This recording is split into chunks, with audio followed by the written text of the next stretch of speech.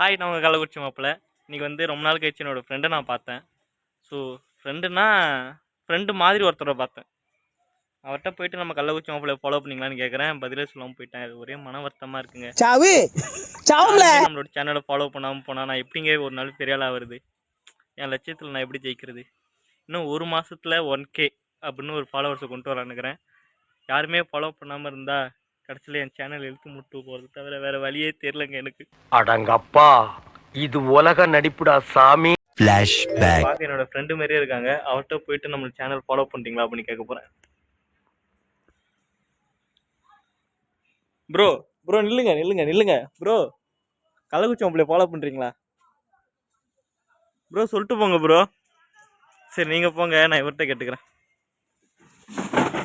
போடாதீங்க, நில்லுங்க. கள்ளக்குறிச்சி மாப்பிள்ளைய ஃபாலோ பண்ணுறீங்களா?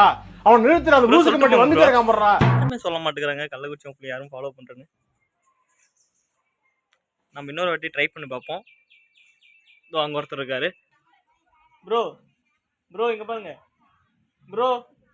ப்ரோ கள்ளக்குறிச்சி மாப்பிள்ளைய ஃபாலோ பண்ணுறீங்களா?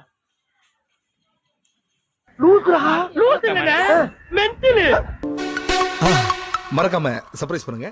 தேங்க்யூ.